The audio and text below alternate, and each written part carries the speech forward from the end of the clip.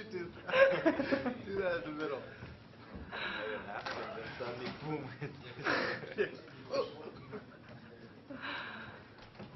That'd be pretty funny, actually.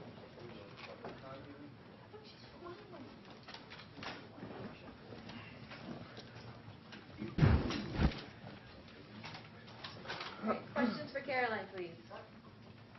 Caroline, what were the conditions like out there with the wind, and did it feel like you played 3 hours and 2 minutes? Well, the wind was pretty strong out there today.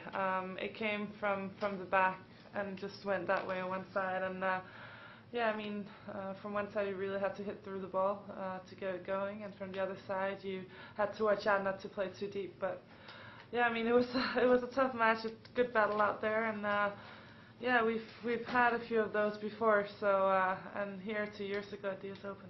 Could you hear Roger and Juan saying bad words? Was that because your match kept going on? I don't think I could hear that once. I was out on court. No, I was kidding. But how hard do you think it is for those two to be playing right now? Well, last year I played second night match after Rafa, where the night session started late, and I came on at around, I think, 12 o'clock and finished at 1. So, and I've been there. So does that give you momentum to go out there and get it done fast when you come out late? Well, Roger's doing a pretty good job out there right now. But you know, I think it's always tough to start that late. But you know, for me, I was just focusing on myself. I was being a bit egoistic out there, I think, just trying to win. At what point were you confident you had this match won? I don't think you know for sure. I mean, I was down 4-1 in the second, and I came back, so I just kept fighting. I kept going for every point. Could you sense her getting tired, especially when she took a long break at the end of the second set? Yeah, I mean, she took a long break. I think she wanted to regroup and try to just try to stay positive, and I knew I had to try to get a good start, and I did, and I you know, I started stepping closer to the baseline and tried to dictate the game more. Caroline, what happened in the tiebreaker? You seemed to control it, like you were going to win the first set.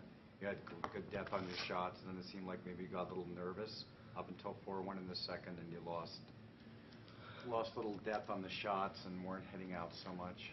I don't know, I think I was standing against the wind at that point, and then suddenly we changed. I made a double fault when we changed sides, and you know, it was just bad timing. You know, she also went a little bit more for my second serve. When I started the second serve, she went for the shot, so I think that also put a bit more pressure on me to try to keep it deep. And yeah, you know, tennis, it's a funny game. You never know what's going to happen, and you know, I was just happy that I could turn it around in the second set and close the match. Did you really feel like you had to turn it around, or do you feel like, well, I played her before and she's just going to start missing? No way she's going to hit all those forehand winners. No, I knew that I had to do something. I had to do something different. I had to step into the court because she had the momentum going, and she was stepping into the court. I was standing too far behind, so I knew that I had to change something. She was playing very well, and you know, I was like, okay, she still needs to win 8 more points to win the match, and it's not easy. It's not easy to close it up.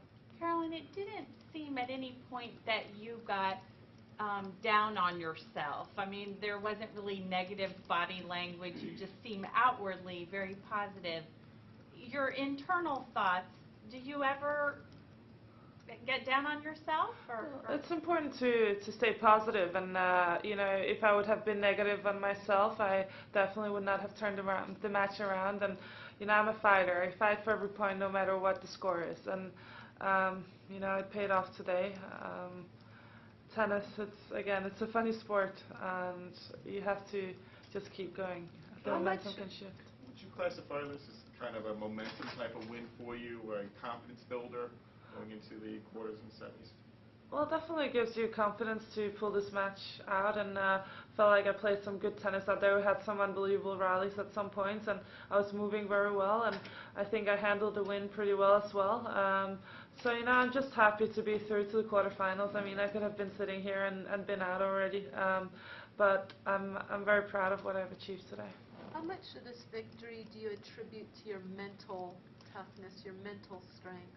Well, a lot. Mental and physical. Definitely those two were key today. How do you develop that mental fortitude? I think first it's something that it's just your personality, and also you get the experience when you play a lot of matches, and once you've been on tour for a long time, then you get the experience. So, but I mean, it's not going to be the first or the last time that I'm going to come back after a match like this, but it's not going to be a first or last time that you're going to lose a match like that. It's sports, and today I'm happy I was the one on top, and hopefully next match I can play well, and we'll see what happens. So Caroline, you had tough losses at Roland Garros and Wimbledon, so just talk about how actually getting the big win today really feels to you. Well, I just Wimbledon and French Open is in the past already, and I'm just looking forward. I've still think I've had a great year, and I'm playing good tennis, and again, I'm happy. I love playing here in New York. It's a great tournament for me, and I love playing out there in the night session and Arthur Ashe. It's a really great feeling. So definitely a boost to be out there again. You were talking about also the physical part. When you get into these things where it looks like it's going to take a long time to win a match, in your mind, do you feel like you've got a physical edge on pretty much whoever's standing over there? Yeah, no, I'm in a great shape. I'm working so hard off the court as well, and I know I can be out there for hours and hours. So it's great to know that, and it's great to know that doesn't matter how long the match takes.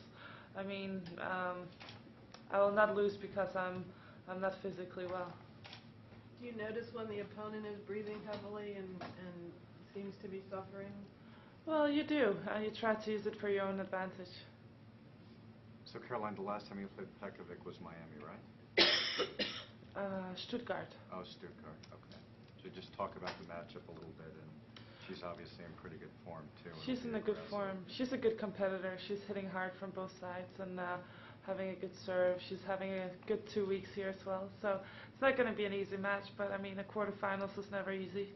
And I'm just excited to be out there again and get another match. Caroline, I asked you last week about playing doubles, but I was wondering, I'm sure there's a lot of men's players that would like to play mixed doubles with you. If you had to pick a player to play mixed doubles with, who would it be? Bob Bryant. Why would you pick him? Well, he's a great Not doubles. like- Huh? Sorry? Not his brother. Well, because first of all, I think Bob is staying on the forehand side, and I would be standing on the backhand side. And Bob is a fun guy, and I'm sure that we could play some good doubles together. Well, definitely he would be playing well, so I would just be having to put a few balls in, serve well. We'll be fine. Best in English.